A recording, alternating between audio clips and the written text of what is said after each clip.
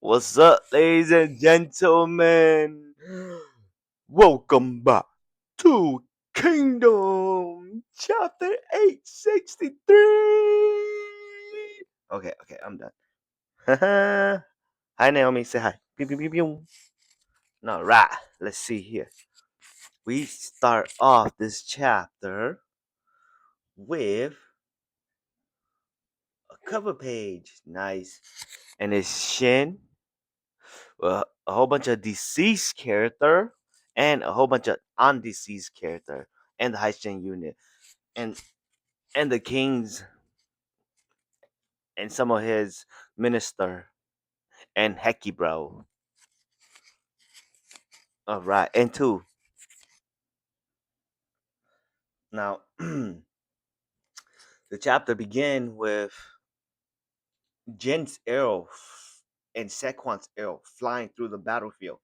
Because while they're on top of this little rock pedestal, there's a battlefield going on underneath them, and you can see the two arrows just flying down.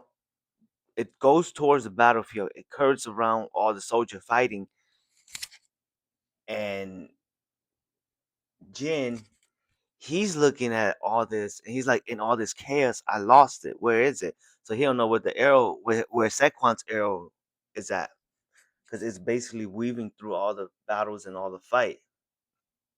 And now it looks like Jin dodged the arrow, and Sequan sees the arrow, and he dodged it.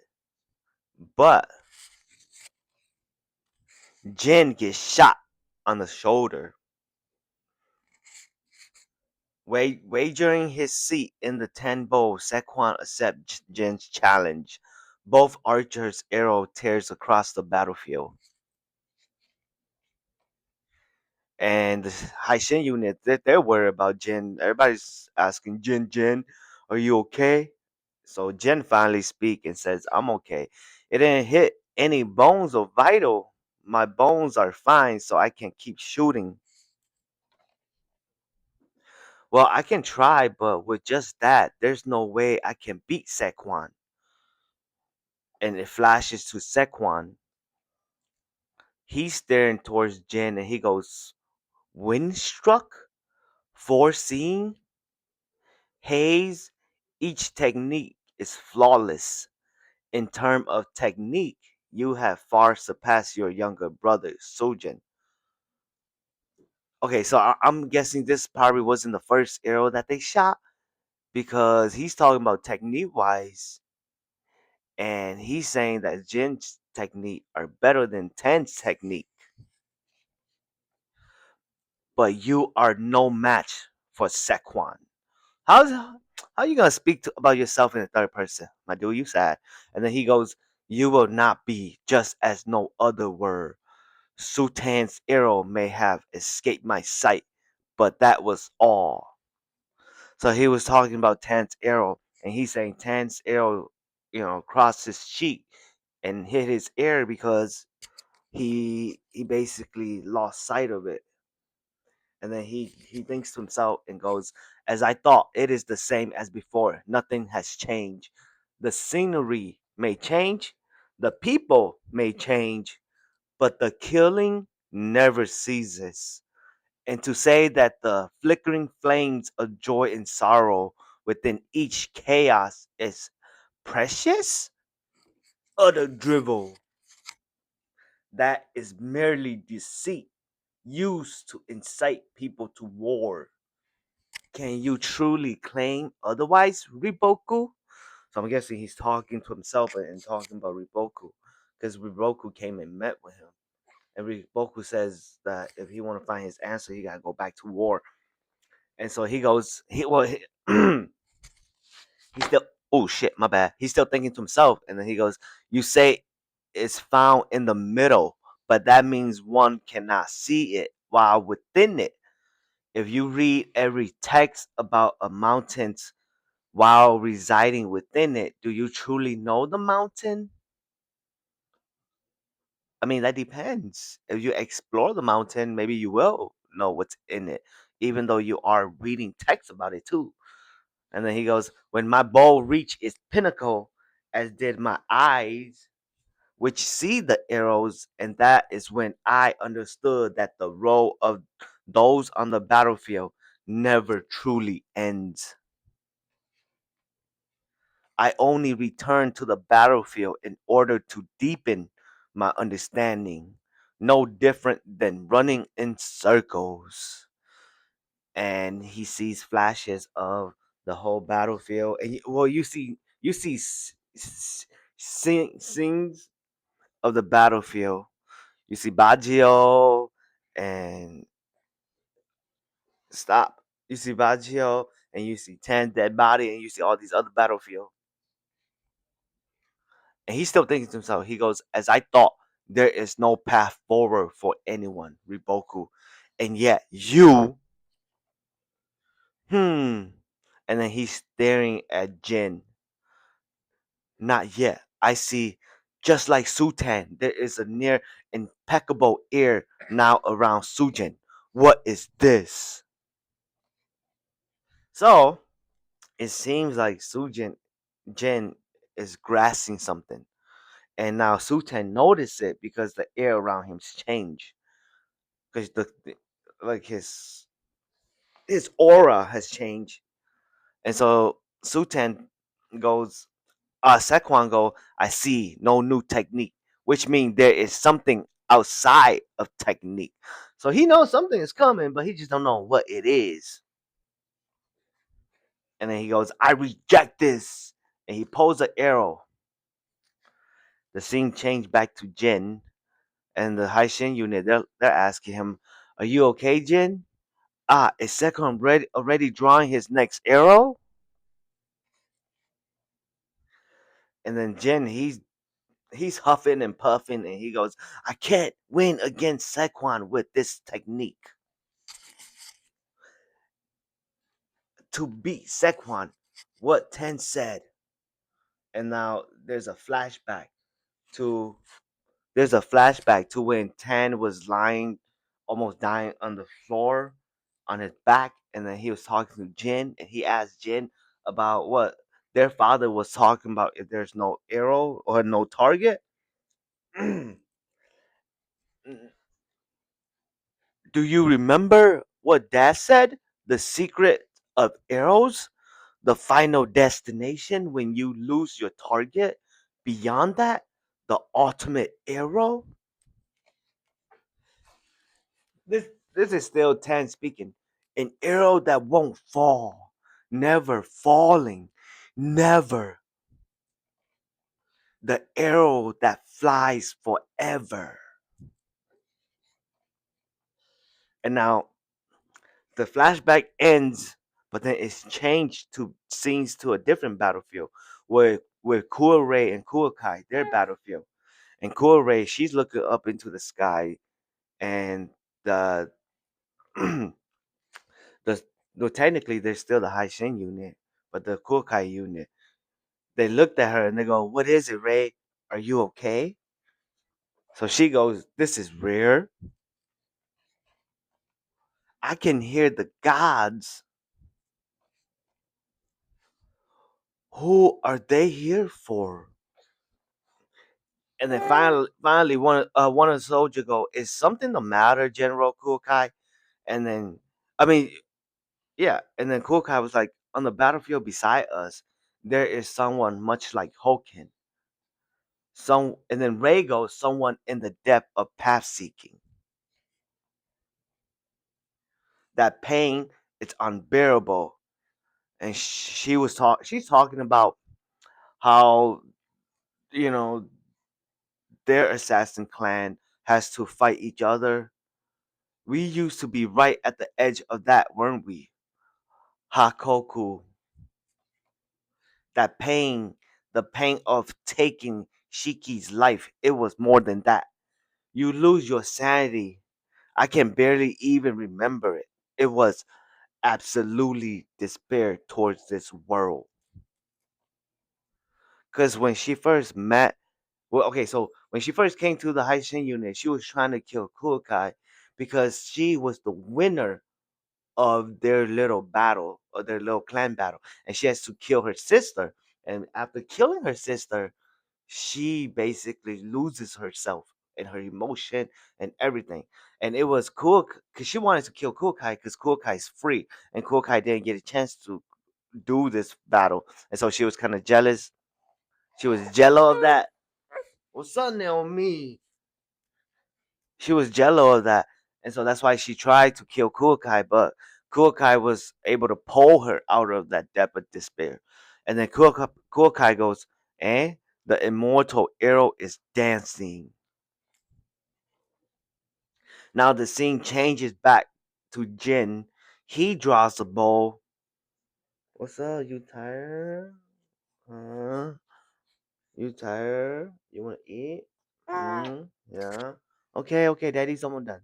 He draws a bow, and then now he has a flashback to when they was kneeling down and the dad was talking to them. The dad go, "Those who stand at the pinnacle of the bow achieve beyond eyes that can see arrows, and then despair against the world of man, only to lay down their bow. Master of the bow who take to the battlefield will inevitably end up this way."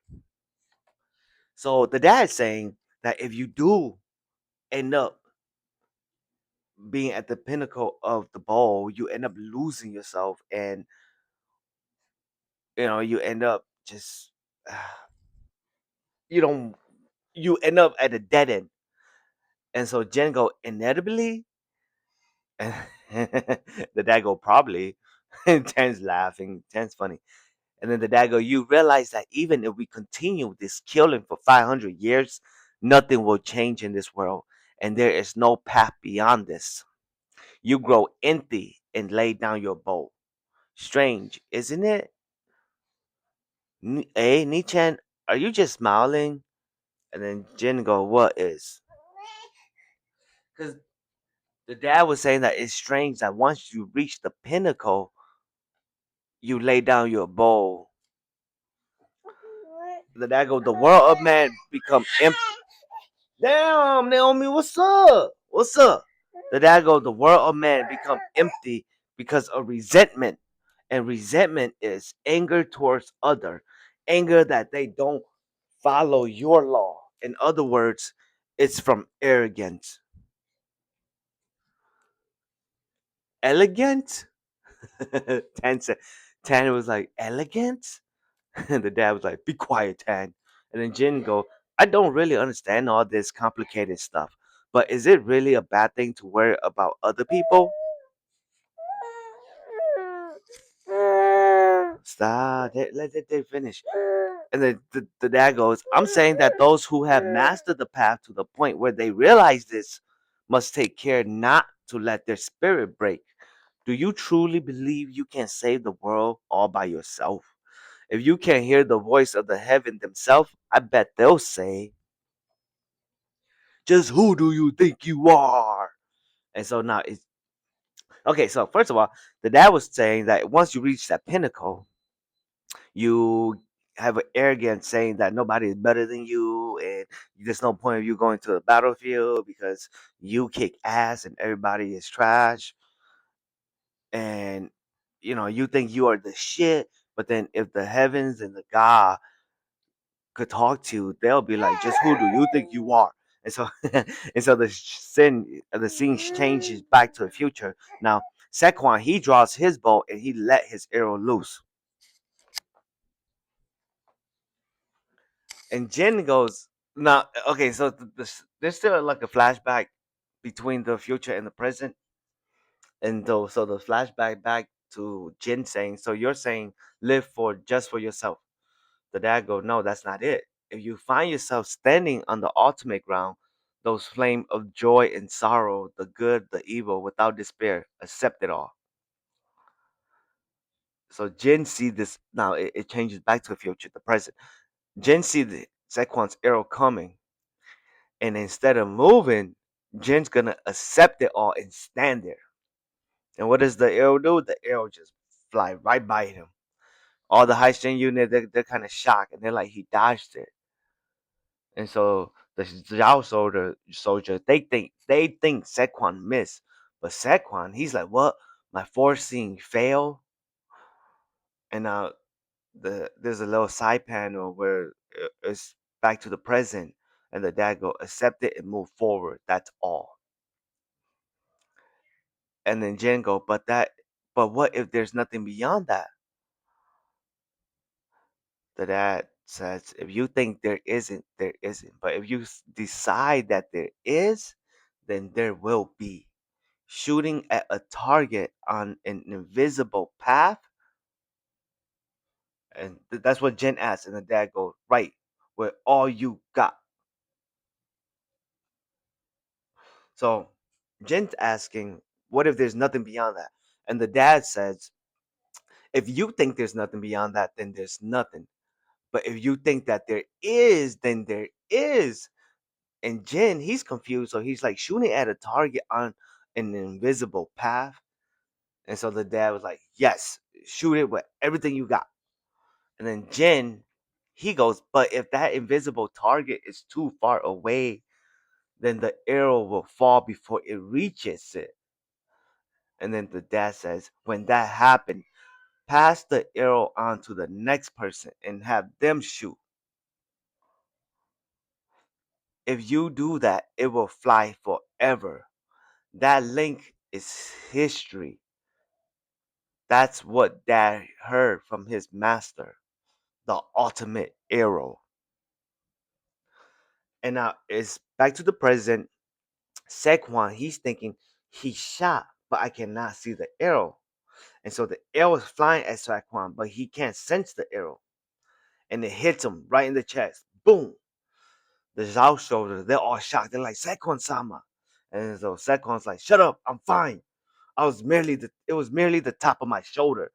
But I would. But now he's thinking to himself, he was speaking out loud to the soldier, but then he was thinking to himself that he was unable to grasp him, nor his arrow.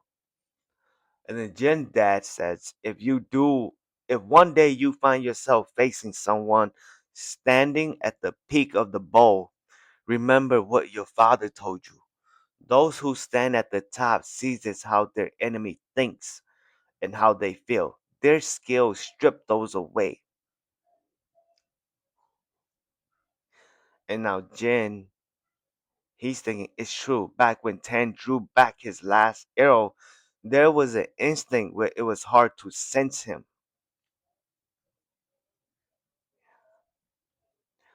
An expert doesn't see with just his eye. He's right. That's why with White Shadow, you can hit any opponent you can't see using just your intuition. But I can't think in a way that disrupts Saquon's senses. I have to force him to fall under my rule with just my thought. Just believe in my arrow and and think that this arrow will fly forever.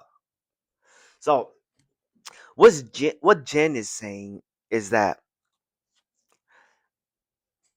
okay, first of all, what the dad was saying is if your arrow don't reach it, you pass that arrow on to the next person. So it's like history. It's like a dream. You want to achieve this dream, but if you can't, then you pass this dream on to the next person. And Jen, also the dad is saying that once you reach that pinnacle, you sense you sense people, their thought and their feelings, and that's why Saquon is such a badass. But Jen, he's like, I can't do that because Saquon will sense me, so I will have to just believe in my arrow, that my arrow will fly forever. And now back to the well, okay, so now the scene, Jen, he shoots an arrow, and Saquon's thinking to himself, and he goes, he shot, but again, I see nothing. This is certainly a technique, but a technique unknown to me. Observe. Yet somehow this young archer, with his minimal experience, and then suddenly Saquon's ear flinches, and it's like he heard the well, he hears something and he goes, the god that faded away so long ago, that technique, is it even older than I am? Has it been flying forever from a world before even me? And now what he's talking about is Saquon's arrow. He's like, okay, Saquon's I mean, not Saquon, Jin's arrow. He couldn't sense Jin's arrow. So he's thinking that this arrow didn't come from Jin. This arrow came from the past, a world way before him, because he don't know this technique, and he feel like he's at the pinnacle of the bow. Now the scene changes to Kuokai, Kuorei, and Jin. Kuokai is like staring off. Kuorei is staring to the sky, and Shin, he is concentrating on the battle. And Saquon goes, "The one who strayed from the path was me?